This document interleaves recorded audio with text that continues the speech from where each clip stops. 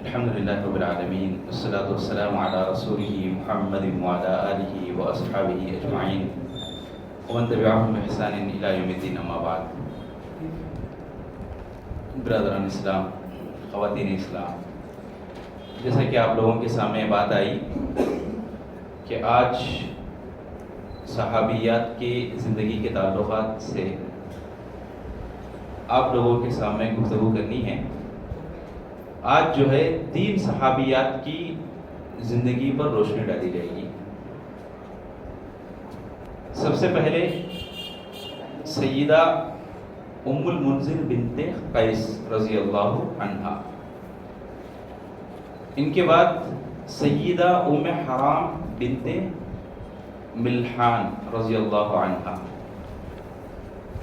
اور آخری جن کے بارے میں، جن کی حیات طیبہ کے بارے میں آپ لوگوں کے پاس سامنے بات آئے گی، وہ ہے سیدہ ام عطیہ الانصاریہ رضی اللہ عنہ. تو سب سے پہلے ہم بات کرتے ہیں ام المنذر بنت قیس. ان کا اصل نام کیا تھا؟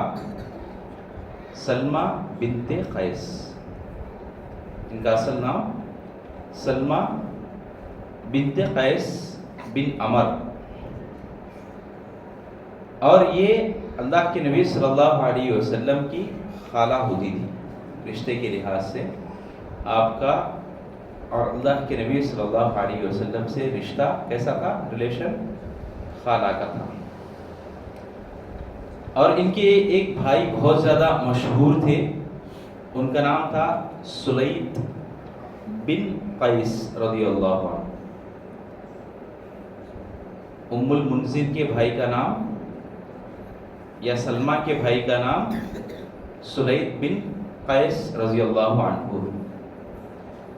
غزوہ بدر میں، خندق میں اور اللہ کے نبی صلی اللہ علیہ وسلم کے تمام غزوات میں سلید بن قیس حاضر رہا کرتے تھے. غزوہ کس کو بولتے ہیں؟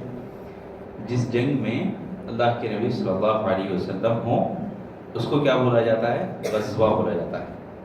اور عام جو جنگ ہوتی ہے وہ اللہ کے نبی صلی اللہ علیہ وسلم اس میں شامل نہیں ہوتے ہیں.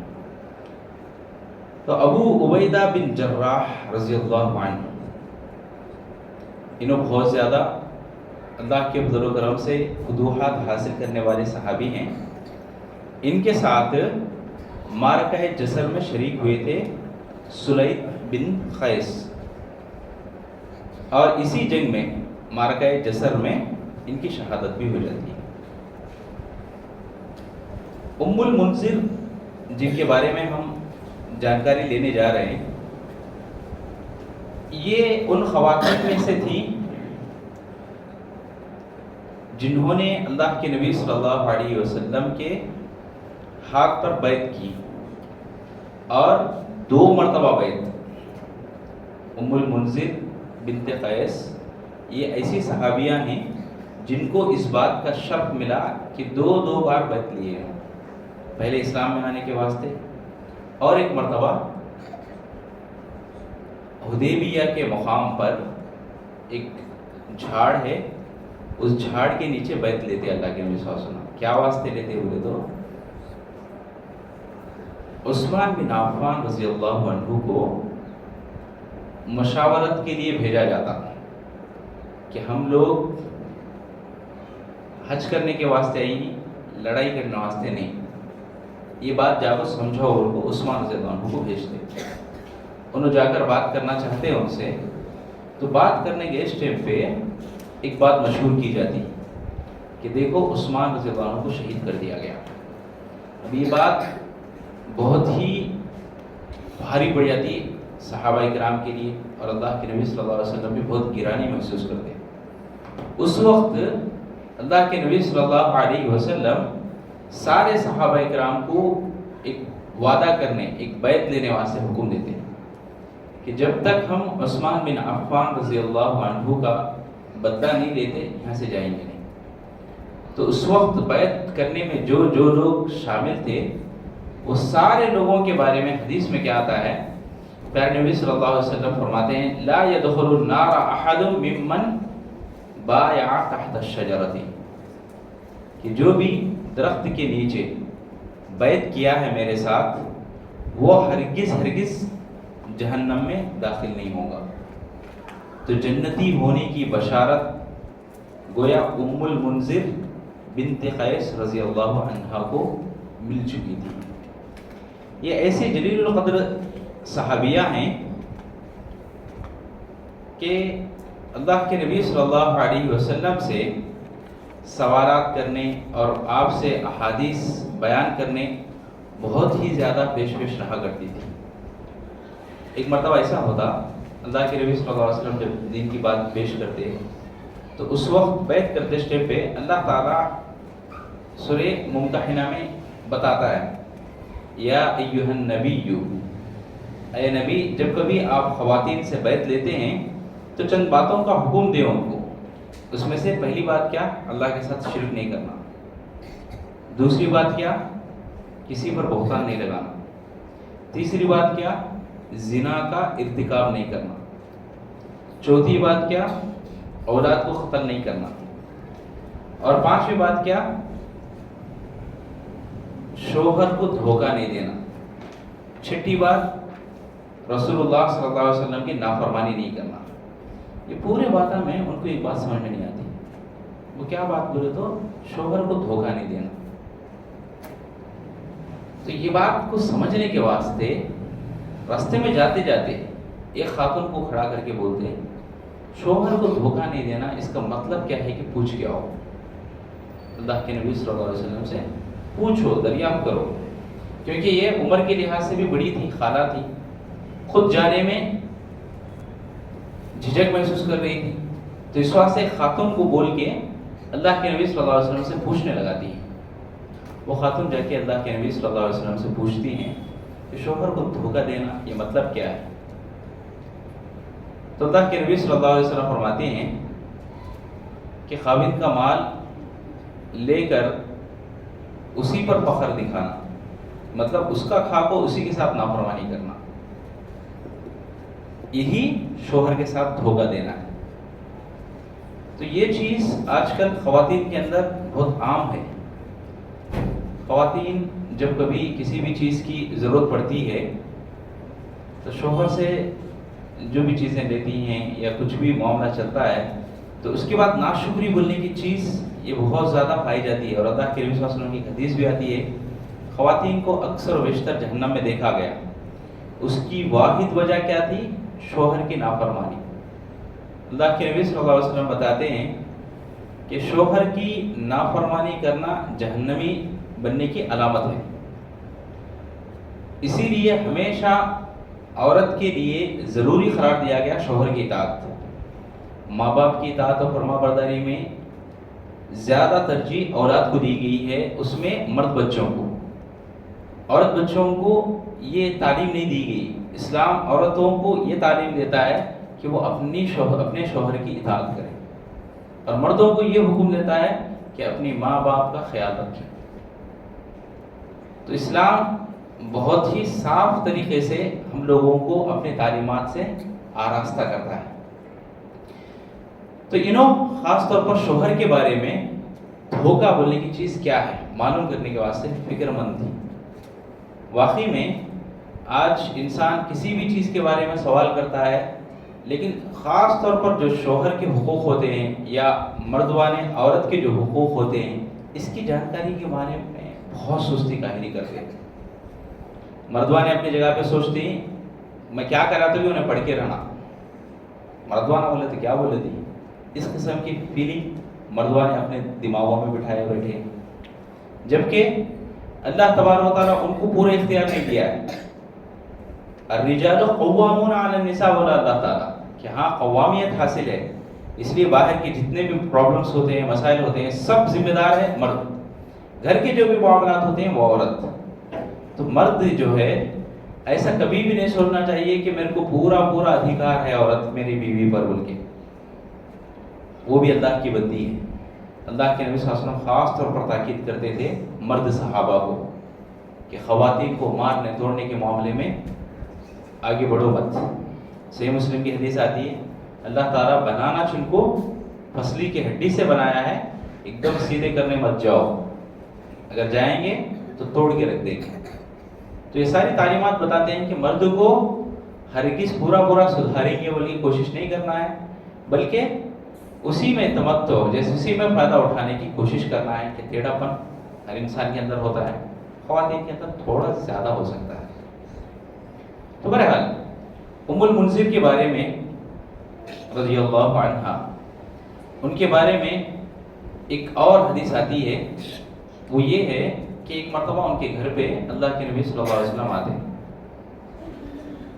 اللہ کے نبی صلی اللہ علیہ وسلم کے ساتھ ساتھ علی بھی آتے، علی ابن ابی طالب رضی اللہ عنہ۔ دونوں کو کیا ہوتے ہیں ام المنذر؟ رشتے کے لحاظ سے پہلے ہی بتایا میں، خالہ ہوتے ہیں، کیونکہ اللہ کے نبی صلی اللہ علیہ وسلم کے چچیرے بھائی تھے علی رضی اللہ عنہ۔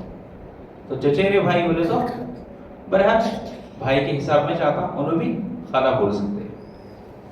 تو دونوں گھر میں آنے کے بعد دیکھا کہ اوپر رسی میں، پہلے کیا کرتے تھے لوگ، نیچے پکوان پکانے کے بعد نیچے نہیں رکھتے تھے، چونٹیاں اس کے اندر آ جاتی تھی، تو پکا ہوا پکوان کو رسی سے باندھ کر لٹکا کے ٹنگا دیتی تھی، اور وہ رسی کی وجہ سے اس کے اندر چونٹیاں یا کیڑے مکوڑے پڑنے کا چانس زیادہ نہیں رہتا تھا۔ تو اللہ کے نبی صلی اللہ علیہ وسلم ان کے گھر میں گئے تو کھانا وغیرہ جو بھی کھانے کی چیزیں ہوتی ہیں لٹکی ہوئی تھی، تو اللہ کے نبی صلی اللہ علیہ وسلم رسی سے نکال کے رکھی، کھانا شروع کری۔ آپ کو دیکھ کے حضرت علی رضی اللہ عنہ انہوں بھی کھانے واسطے آگے بڑھے۔ جیسے ہی آگے بڑھے تو اللہ کے نبی صلی اللہ علیہ وسلم بولے ہش ٹھہرو، تمہارے ہاتھ، ان کے ہاتھ میں کیا ہو رہا تھا؟ ایک پھنسی پھوڑا ہو کے رہا۔ تو اللہ کے نبی صلی اللہ علیہ وسلم بولتے دیکھو تمہارے ہاتھ میں پھنسی ہے، تمہارے لیے یہ چیز اچھی نہیں، وہیں پہ رکے رہو۔ ام المنذر بتاتی ہیں تھوڑی دیر کے بعد میں کیا کی، باقاعدہ تلبینہ وغیرہ بنا کر جو کا ستو وغیرہ کاٹ کے دودھ میں اچھا مکس کر کے لا کے دی۔ تو لا کے دینے کے ساتھ ہی اللہ کے نبی صلی اللہ علیہ وسلم کیا بولے، علی اب تم آؤ، یہ تمہارے لیے فائدے کی چیز ہے، یہ کھاؤ۔ تو اللہ کے نبی صلی اللہ علیہ وسلم واقعی میں اس بات کا بہت زیادہ دھیان رکھا کرتے تھے کہ کون سی چیز کھانے سے کیا فائدہ، کون سی چیز کھانے سے کیا نقصان۔ تو کھانے کی کھادگی کے بارے میں بہت زیادہ محتاط ہونا ہے انسان کو بیماریاں کا ریزن کیا ہوگا، اس کا پیٹ ہی ہے۔ ایسی ویسی چیزیں اگر پیٹ میں چلی جائیں گی تو اس سے انسان کو نقصان ہوتا ہے، خسارہ ہوتا ہے۔ تو اللہ کے نبی صلی اللہ علیہ وسلم بخوبی واقف ہوتے تھے۔ ام المنذر بتاتے ہیں کہ اللہ کے نبی صلی اللہ علیہ وسلم باقاعدہ اس بات سے واقف تھے کہ کوئی سی چیز کھانے سے فائدہ ہے اور کوئی سی چیز کھانے سے نقصان ہے، تو ہرگز وہ چیز کھانے نہیں دیتے تھے جو نقصان دہ ہو۔ اور آج کل ہم لوگ جو بھی کھا رہے ہیں یوریا سے بنی ہوئی چیزیں زیادہ تر ہیں، چاول بھی ریڈی میڈ بنانے کی کوشش کی جا رہی ہے، دال بھی ویسے ہی، ہر چیز ریڈی میڈ یا جلدی تیار ہو وہ مارکیٹ میں لانا، یہ کوششیں چل رہی ہیں، جس کی وجہ سے ظاہر میں تو انسان کھانا کھا رہا ہے، خیر سو ہر ایک نوالا انسان کو خون بننا چاہیے، نہیں بن رہا ہے، بلغم بن رہا ہے یا صفرا بن رہا ہے۔ اس کا ریزن کیا بولے تو زہرہ دال کو بنا رہے ہیں۔ تو ہم لوگوں کی کوشش کیا ہونا بولے تو کھانے پینے کے معاملے میں بہت زیادہ محتاط ہے۔ خاص طور پر ایک آدمی کی ایک نصیحت ہے، بڑی پیاری نصیحت کھانے کے بارے میں۔ وہ کیا نصیحت بولے تو کہ جب بھی کھاؤ بسم اللہ بول کے کھاؤ، اور حلال کمائی ہی کھاؤ۔ حلال کمائی کھانے سے جو انسان کو صحت بنتی ہے، حرام کا لقمہ انسان کے لیے نقصان دہ ہے۔ اور اسی طریقے سے اللہ کے نبی صلی اللہ علیہ وسلم کی جتنی بھی سنتیں ہیں اس کی پابندی کرتے ہوئے کھائے گا انسان، آدھا پیٹ کھانا، یہ ساری چیزیں انسان کے لیے بے حد مفید ہیں۔ انسان بیمار پڑتا ہے تو صرف اور صرف اللہ اور اس کے رسول کی نافرمانی کی وجہ سے پڑتا ہے، ورنہ بیماری اس کو چھوئے گی نہیں۔ تو بہرحال ام المنذر بنت قیس رضی اللہ عنہا، ان کے سلسلے میں یہی چند باتیں تھیں جو خاص طور پر ہم لوگوں کے لیے قابل عمل تھیں۔ آپ کے بعد باری آتی ہے سیدہ ام حرام بنت ملحان رضی اللہ عنہ۔ اللہ کے نبی صلی اللہ علیہ وسلم کی یہ بھی خالہ ہوا کرتی تھی، ایک رشتے کے لحاظ سے خالہ تھی۔ بعض ائمہ یا بعض علماء بتاتے ہیں کہ اللہ کے نبی صلی اللہ علیہ وسلم کی امی کی خالہ تھی. امی کی خالہ ہوتے رشتے میں کیا ہوتے؟ نانی ہوتے. تو یہ معاملہ تھا حضرت ام حرام بنت ملحان رضی اللہ عنہ. اور یہ مشہور صحابی سیدنا انس بن مالک رضی اللہ عنہ کی سگی خالہ تھی. انس رضی اللہ عنہ کی بیوی اور انس رضی اللہ عنہ کی امی اور ام حرام دونوں کھانا بناتے. اور ان کے ایک شہید بھائی، دو بھائی تھے ان کے، حرام ایک بھائی کا نام اور سلیم دوسرے بھائی کا نام. دونوں بھائی بھی شہید ہوئے تھے اور شہیدوں کی بہن کہلاتی ہیں ام حرام رضی اللہ عنہ. یہ دونوں کیا ہے، معرکہ بئر معونہ، ایک جنگ چلی تھی بئر معونہ کے نام سے، اس میں شہید ہوئے. اور حرام رضی اللہ عنہ دوران جنگ میں ان کو پیچھے سے وار کیا گیا تھا.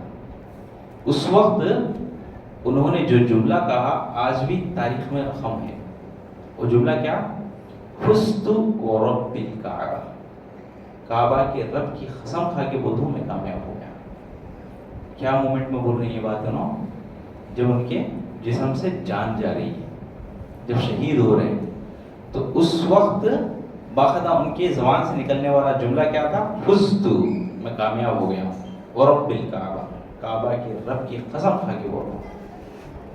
مطلب نیت کے بڑے پکے تھے. ایسی بات کب نکلتی ہے انسان کے منہ سے؟ جب نیت کا پکا ہو تبھی نکل سکتی، ورنہ انسان روتا ہوا جائے گا، ارے میرے پیچھے سے وار کرے، میرے کو ایسا کرے ویسا کرے، یہ افسوس کریں گے انسان. لیکن انہوں ایسے تھے کہ پیچھے سے وار ہونے کی وجہ سے انہوں شہید ہو رہے تھے، اس وقت اپنی زبان سے کیا نکالے؟ فزت ورب الکعبہ. تو بہرحال سیدہ ام حرام کی ایک بہن بھی تھی اور ان کا نام تھا ام سلیم رضی اللہ عنہ. اور ام سلیم کے بارے میں تو آپ لوگ سنے ہوں گے، بہت ہی شاندار اور عالی مرتبت واقعہ ہے ان کے اولاد کے انتقال کا. انشاءاللہ شاید آپ لوگ سن چکے ہوں گے یا آگے آئیں گا وہ. تو بہرحال ام حرام ان کی بہن بھی تھی اور ان کے شوہر کا نام، ام حرام رضی اللہ عنہ کے شوہر کا نام عبادہ بن صامت رضی اللہ عنہ تھا. بڑے جلیل القدر صحابی جو اللہ کے نبی صلی اللہ علیہ وسلم کے ساتھ ان لوگوں میں تھے جو بیعت کرنے کے واسطے دوسری مرتبہ آئے تھے. مدینہ سے سفر کر کے مکہ کو بیعت کرنے کے ارادے سے 70 افراد آئے تھے. تو عقبہ ثانیہ ہوا تھا، دوسری مرتبہ بیعت ہوئی تھی. تو اس میں عبادہ بن صامت رضی اللہ عنہ بھی شامل تھے. اور اللہ کے نبی صلی اللہ علیہ وسلم ان کو 12 نقیبوں میں سے ایک نقیب قرار دیے تھے. تمام جنگوں میں حصہ لیے تھے اللہ کے نبی صلی اللہ علیہ وسلم کے ساتھ. بدر میں بھی، دوسرے ہر ایک معرکہ میں خصوصاً شامل تھے. ام حرام رضی اللہ عنہ اسلام قبول کر کے اللہ کے نبی صلی اللہ علیہ وسلم سے بیعت لینے کے بعد اللہ کے نبی صلی اللہ علیہ وسلم ان کے گھر کو آنا جانا رکھتے تھے. باقاعدہ بار بار آنا جانا، حالت کیسی ہے، طبیعت کیسی ہے معلوم کرنا، یہ سب. اور ام حرام رضی اللہ عنہ جو اللہ کے نبی صلی اللہ علیہ وسلم کی خالہ تھی، اللہ کے نبی صلی اللہ علیہ وسلم کو کونگی کرنے کا بھی شرف حاصل ہے کہ باقاعدہ اس زمانے میں بھی کونگی وہار کرتی تھی لکڑی سے بنی ہوئی. تو وہ کونگی لے کے اللہ کے نبی صلی اللہ علیہ وسلم کے بالوں کو سنواری تھی. اور ایک دن ایسا ہوا کہ اللہ کے نبی صلی اللہ علیہ وسلم کو کونگی کرے تھے انہوں، تو کونگی کرنے کی وجہ سے اللہ کے نبی صلی اللہ علیہ وسلم کو غنود کی آ گئی، اونگ نہیں آ گئی، سو گئے. تو ام حرام رضی اللہ عنہ کے گھر میں سو گئے، عبادہ بن ثابت رضی اللہ عنہ کے گھر میں سو گئے. نیند لگ گئی، جیسے ہی اٹھے خوشی خوشی مسکراتے ہوئے ماشاءاللہ بولنے لگے. تو ام حرام رضی اللہ عنہ پوچھی کہ اللہ کے نبی صلی اللہ علیہ وسلم ایسے کیا خوشخبری ہے جس کی وجہ سے آپ ہنس رہے ہیں اور خوشی کا اظہار کر رہے ہیں؟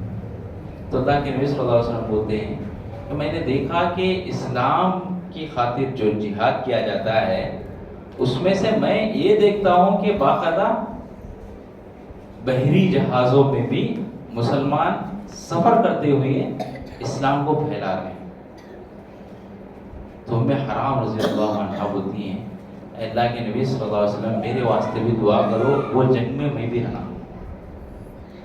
تو اللہ کے نبی صلی اللہ علیہ وسلم بولتے ہیں سرے فہرست نمبر 1 تمہارا نام کچھ تمہارے کو دیکھا میں جو بحری جہاز سے سفر کر کے آئے اس میں سب سے پہلے سامنے کون دکھے میرے کو بولے تو حرام دکھے ان کو بولتے اللہ کے نبی.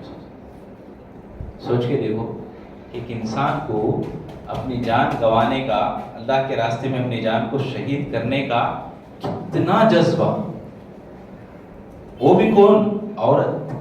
مردوانے کی بات نہیں ہے, ایک عورت ایک خاتون کے بارے میں بات ہے کہ یہ جنگی میدان میں اپنے آپ کو اتنا سامنے کر رہے ہیں کہ بحر میں یعنی سمندر میں باقاعدہ سفر کرتے ہوئے جنگ کے لیے جایا جا رہا ہے اور اس وقت سامنے کے پہلی صفوں میں ان کو دیکھ رہے ہیں اللہ کے نبی صلی اللہ علیہ وسلم.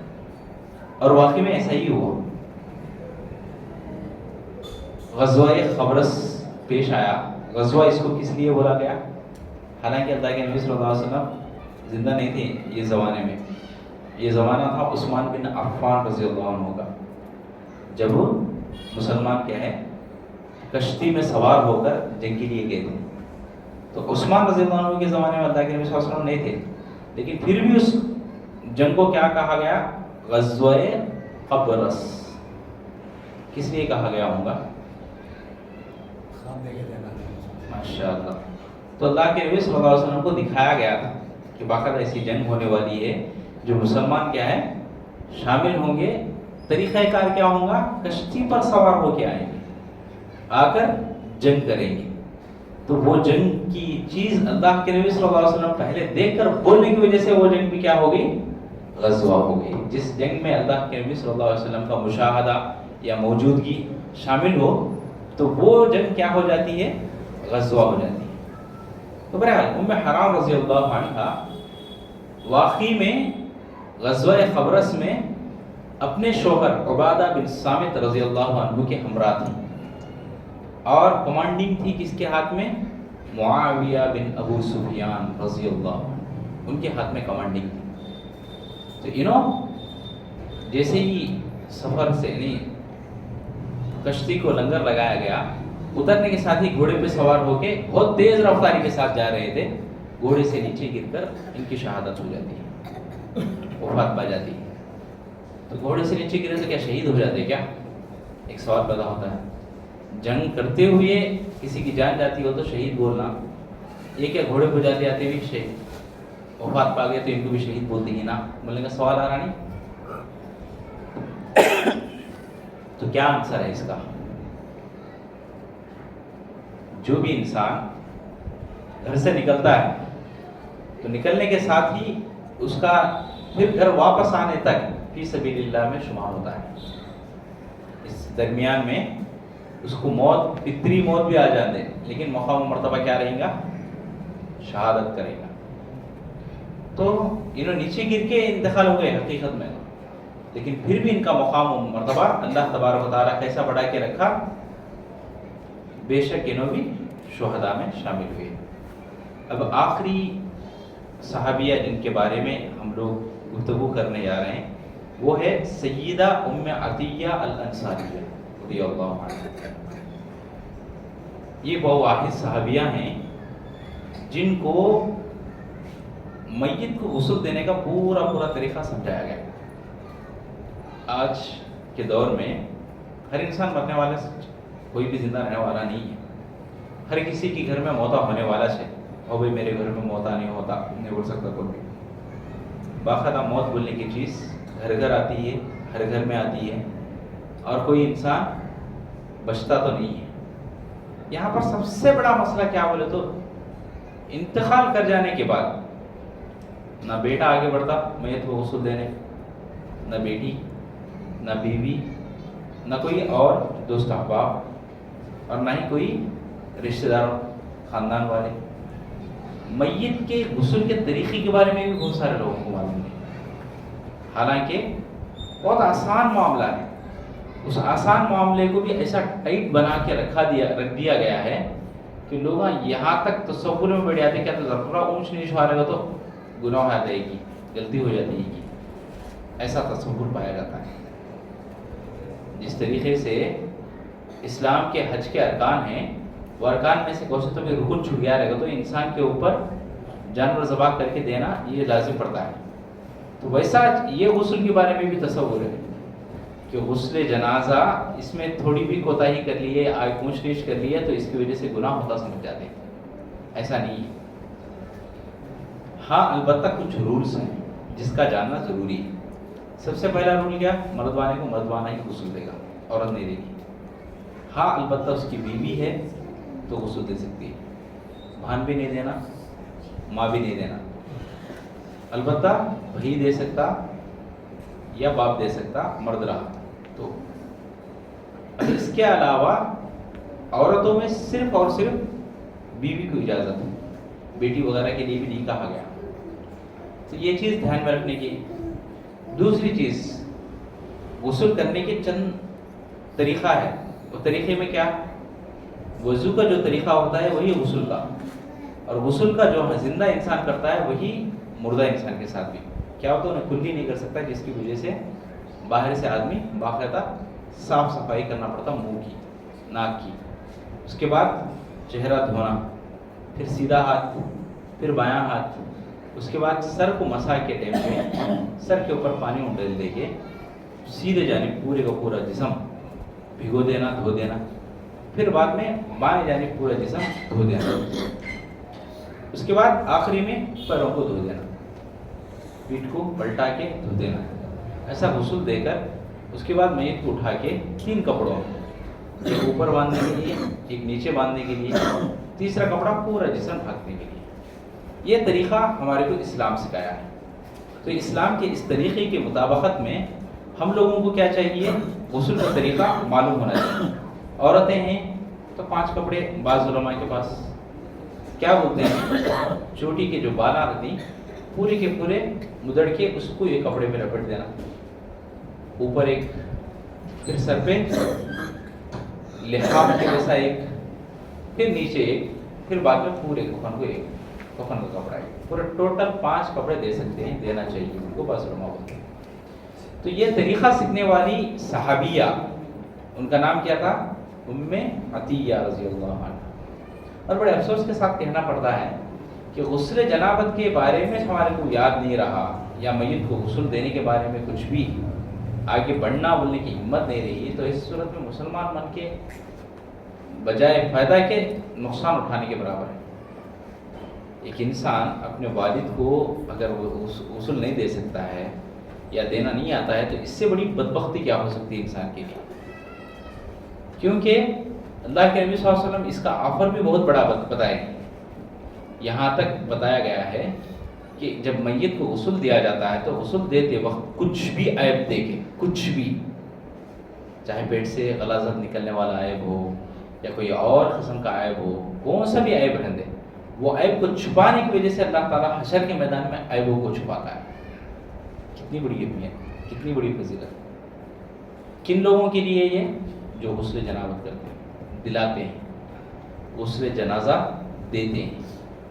تو جنازے کا غسل ایک ایسی چیز ہے جس سے انسان کے پورے جو پورے گناہ دھوئے جاتے ہیں. مسند احمد کی حدیث آتی ہے، اللہ کے نبی صلی اللہ علیہ وسلم فرماتے ہیں کہ جو بھی میت کو غسل دیتا ہے اللہ تعالیٰ اس کے سارے گناہوں کو معاف کر دیتا ہے. کتنا بڑا آفر. یہ آفر کو بڑے ایزی کے ساتھ انسان کیا ہے کھو دے رہا ہے. یہ آفر کو انسان خاطر میں نہیں لا رہا ہے، جبکہ ایک ایسا آفر ہے جس سے انسان حج کو جا گئے تو کیسا پاک ہوتا ہے کہ ویسا پاک ہو جاتا ہے.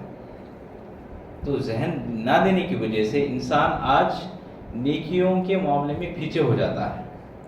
اکثر و بیشتر ہم دنیا کے معاملے میں دیکھتے ہیں کہ لوگ ایک گھر بنائیں تو دوسرا گھر بنائیں گے، جگہ خریدیں گے. اس قسم کے خیالات کے ساتھ انسان کی زندگی بیتتی ہے.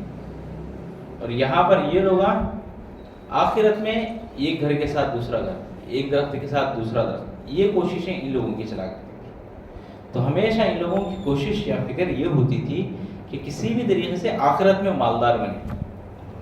دنیا میں جیسے مالدار جس کو ہم کہتے ہیں کیا، بنگلہ رہنا، گاڑی رہنا، پلاٹس رہنا، تب جب اس کو مالدار گردانا جاتا ہے. تو یہ لوگ کوشش یہ کرتے تھے کہ دنیاوی لحاظ سے فقیر رہتے ہوئے چل جاتا کہ وہ تو 4 دن کی زندگی ہے، لیکن آخرت میں مالدار ہونا ضروری ہے. آخرت میں مالداری نہیں رہی تو ایسی صورت میں خسارہ اٹھاتے ہیں. یہ فیلنگ کے ساتھ یہ لوگ خصوصاً خاص طور پہ آخرت کے مالدار بننے کی کوشش کیا کرتے تھے. تو ام عطیہ رضی اللہ عنہ، ان کی ایک اسپیشلٹی یہ تھی کہ یہ نفس کی تمام چیزیں جانتی تھی. نفس کی، ایک نفس ہونے کے بعد اس کو کہ کیا آنا چاہیے، وہ ساری چیزیں یہ سیکھ کر رکھی. کہ جو بھی صحابہ جنگ کرتے ہوئے ان کو ہاتھ کو پیر کو زخم لگ جائے تو جیسے ہی لاتے تھے ان کے پاس تو باقاعدہ اس کو کٹو لگانا، یعنی بولے تو کس طریقے سے ٹریٹمنٹ کرنا، بولتے سے پورا خیال کرتی تھی ام عطیہ رضی اللہ عنہ. ام عطیہ رضی اللہ عنہ اللہ کے نبی صلی اللہ علیہ وسلم کی بڑی بیٹی زینب کو غسل دینے والی خاتون، جن کو اللہ کے نبی صلی اللہ علیہ وسلم حکم دیے تھے کیا بول کر، یغسلنہا وطرن، کہ تم تین یعنی یغسلنہا وطرن، 3 میں یا 5 میں ایسا وطر کا لحاظ کرتے ہوئے اس کو غسل دو. 3 او 5 وجعلنا فی الآخرہ، 3 بار یا 5 بار، یعنی بولے تو آخری میں کافور ملا کر ان کو غسل دو، ان کو اللہ کے. اور ایک حدیث میں آتا بیل کے پتے ڈال کر غسل دو بول کے.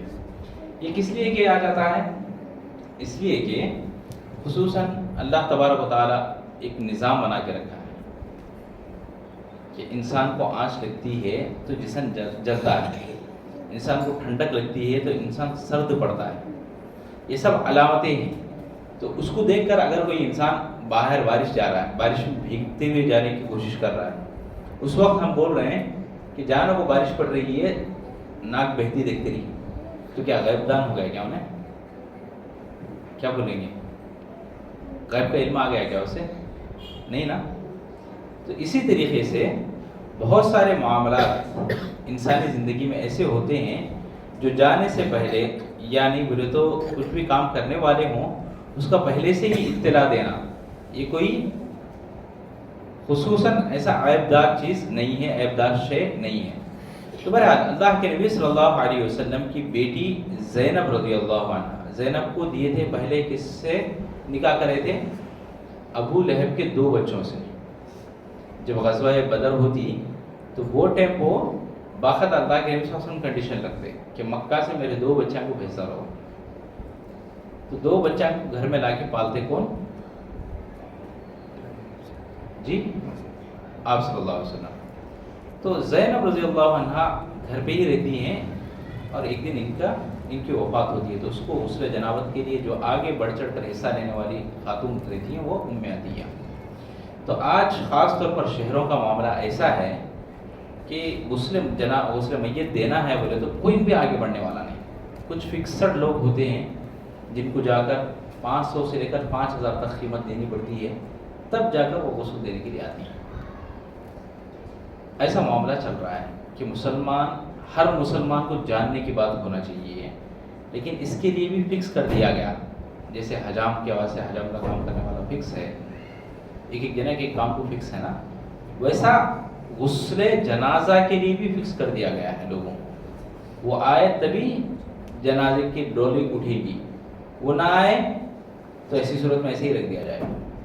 ایسا معاملہ بنا دیے، جبکہ اسلام کے اندر ایسا ہرگز نہیں ہے. اسلام تو حکم یہ دیتا ہے کہ باقاعدہ ہر گھر کا ہر فرد، جس کسی کو بھی طلب العلم فریضۃ علی کل مسلم، ہر مسلمان پر یہ فرض عائد ہوتا ہے کہ بیسک نالج ہونا چاہیے انسان.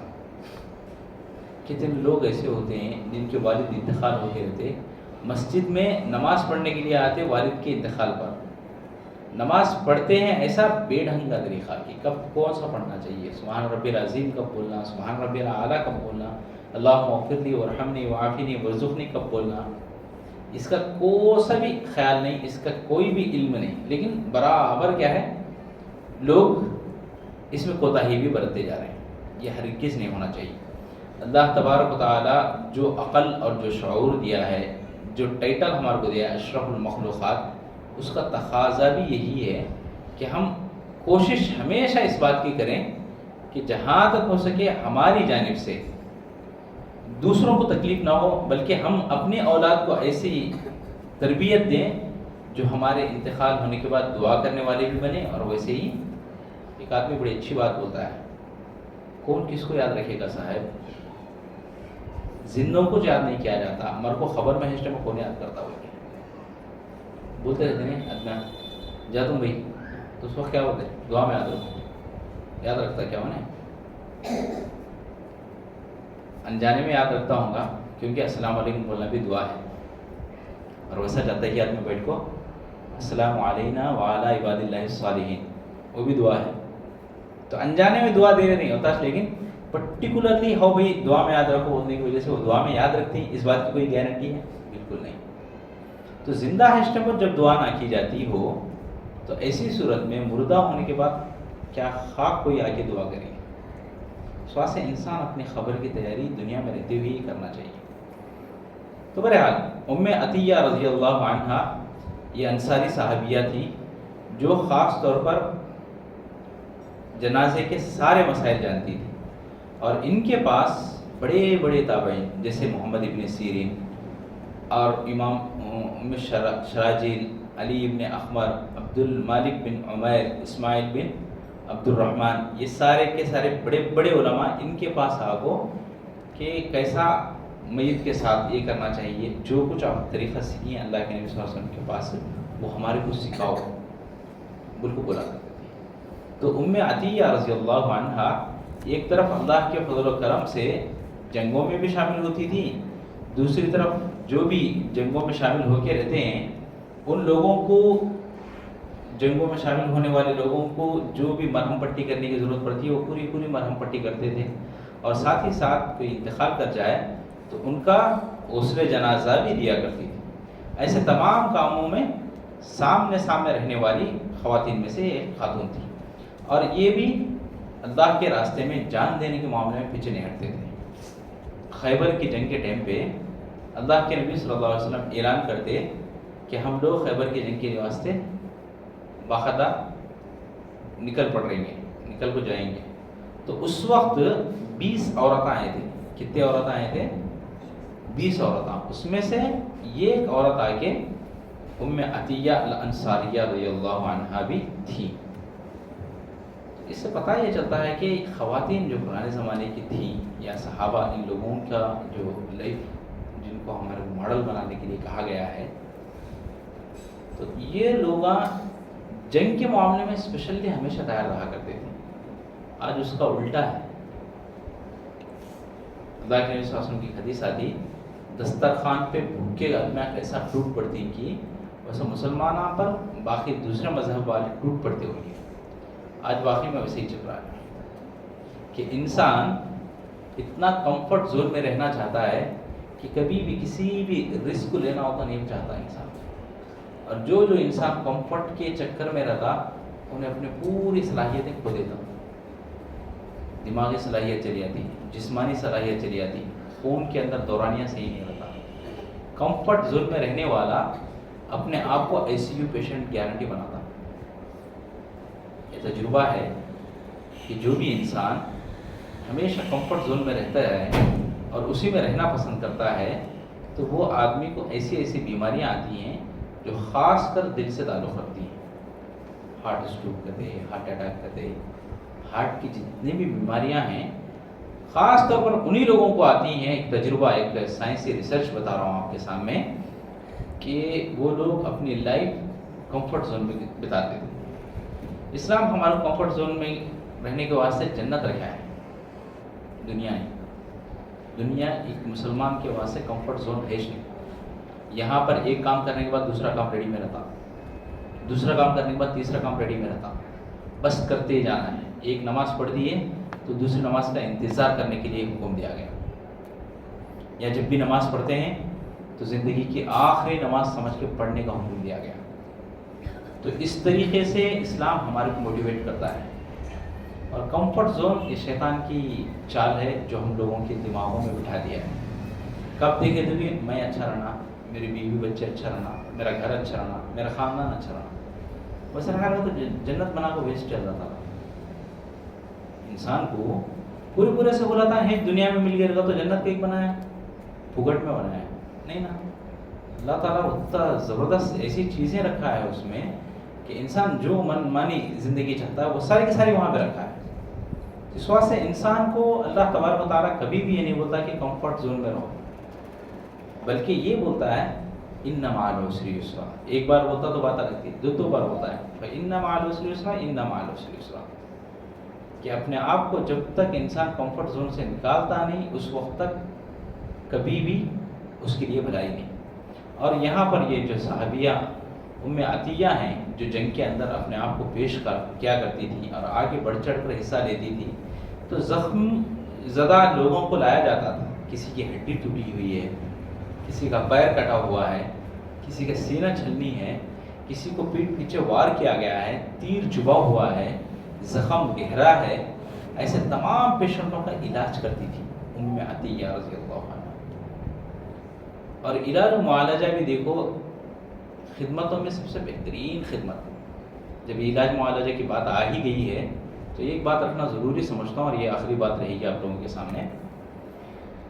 آج کل جو ہے نا, جو ڈاکٹرس ہیں, جو ہاسپٹلس ہیں, یہ لوگ اپنا کرایہ نکالنے کے واسطے یا اپنا بزنس دھندا پانی چلانے کے واسطے انسان کو حولہ بنا کے, بیوقوف بنا کے, یہ ٹیسٹ وہ ٹیسٹ خواہ نکلوا کے, اس کے بعد کچھ بھی بیماری نہیں ہے تو بھی چیرنے پھاڑنے کی بات کرتے ہیں. حال ہی میں ایک غیر مسلم دوست, انہیں ہارٹ کا آپریشن ہوا ہے, مجھے ان کو بولا, پوچھا کہ کیوں ایسا, اسے بیمار آدمی تو نہیں ہے, اچانک ایسے کیسی بات ہوگی, 3 مہینے 4 مہینے تک ریسٹ لے کے باہر دکھ رہا ہے. اس کو پوچھنے پر کیا بول رہا انہیں, میرے کو ہارٹ کا آپریشن ہوا ہے. تو پوچھنے پر کیا بولا کہ اس کے دوست کا انتقال ہو گیا, رات بھر پورے دوستاں مل کے شراب پی لیتے تھے, صبح ہوئی تو صبح میں ناشتہ بھی نہیں کرا, سیدھے کھیت کو نکل گیا اور ٹریکٹر چلا رہا تھا کھیت میں. ٹریکٹر چلاتے وقت اچانک سینے میں درد شروع ہو گیا. وہ سینے میں درد ہونے کی وجہ سے کیا کرے, فوراً ہاسپٹل لے گئے, یہ ٹیسٹ وہ ٹیسٹ نکالے, اس میں 100 ٹیسٹ ہم کیا کر ڈالے بولے تو گول مال کر کے اس کو ہارٹ آ گیا. باقاعدہ یہ 3 لاکھ روپے آپریشن کرنا سوچو, نہیں بولے تو جینے کے چانسز بہت کم ہیں. آدمی آنے کے ساتھ ہی پہلا کام کیا کرتے ہو تو وہ لوگ ڈراتے, ایسا ڈراتے کہ سامنے والا ڈر جانا. سامنے والا ڈرا نہیں بولے تو آزو بازو والے ڈرانا اس کو, اس کا دوست ہو, اس کا رشتہ دار تو کون تو بھی آگ بولنا, باپ کو ذرا بھی خیال کرتا نہیں. ماں ہوتا تڑپتی رہی تو بھی آپریشن کرانا ہو تو پیسے رکھ لے کو بھی دانا نہیں ہے. ایسے باتیں کرتے ہیں. اور اس کے بعد کیا ہے اس کو کھاؤ بھائی آپریشن کریں کیا, وہ بھی نہیں, خالی چیر لگا کو کٹ لگا کو بھیج ڈالے, بس آپریشن ہو گیا. وہ بول رہا ہے کہ باقاعدہ میں اپنے آپ کے اندر محسوس کرتا ہوں میرے ہارٹ میں کبھی کچھ یہ نہیں تھا, پرابلم ہی نہیں تھا, پھر اچانک ایسا ہارٹ کا آپریشن کی ضرورت مجھے کیوں پڑی, یہ میرے کو آج تک سمجھ میں نہیں آ رہا. تو باقاعدہ پلس وغیرہ دیکھا گیا, چیک کیا گیا, الحمدللہ ہارٹ بہت اچھا ہے. حالانکہ انجیوگرام یا دوسرا کوئی بھی اسٹروک وغیرہ ہونے کی وجہ سے جو بھی ڈالا جاتا ہے یا آپریشن کیا جاتا ہے تو اس سے دل کی دھڑکن میں بہت خاصا فرق آتا ہے. ایک اچھے انسان کے ہارٹ میں اور آپریشن زدہ ہارٹ میں پلس کیا ہے, بائیں ہاتھ میں فسٹ اس میں آتا پلس, وہ دیکھنے میں باقاعدہ بہت فرق محسوس ہو رہا. فرق ہی نہیں دکھ رہا ہے, عام آدمی کے جیسا دکھ رہا تھا. آپریشن ہو گیا تھا تو فرق ضرور آتا تھا. بھائی تیرے کو تو گیس ہوئی رہی ہے, گیس کی وجہ سے سینے میں درد آیا ہے, رات میں فل پیا ہے, لیور فنکشن پورا ڈیمیج ہوا رہا تھا, صبح میں ناشتہ بھی نہیں کرا ہے, خالی پیٹ رہا ہے. تو خالی پیٹ ہونے کے بعد کیا ہوتا, ہوائیں نکل کے باقاعدہ انسان کو سینے کے اندر درد لاتی. تو سینے میں درد لانے کی وجہ سے انہیں کیا سمجھ گیا, ہارٹ آئے کہ وہ بول رہے ہیں، اور ساتھ میں رہنے والے بھی ایسے بولے، اور ڈاکٹر بھی کیا بولا، ذرا دیری کر دے تو مر جاتا، ہو گیا ہمارا چپلاٹا دی. تو ایسا لوٹ کھسوٹ کی جا رہی ہے. تو ایسے معاملے میں دو صحابیہ کے بارے میں ہمارے سامنے بات آئی کہ اللہ کے نبی صلی اللہ علیہ وسلم کیا تعلیم دی ہے حضرت علی کو. اور ویسا ام عطیہ رضی اللہ عنہ، انہوں ایک سرجن جیسا کام کر رہی تھی جنگوں میں. تو انہوں بھی باقاعدہ کیا ہے، ایک ڈاکٹر ای کے جو مین بیس ہوتے ہیں یہ جانکاری رکھتے تھے.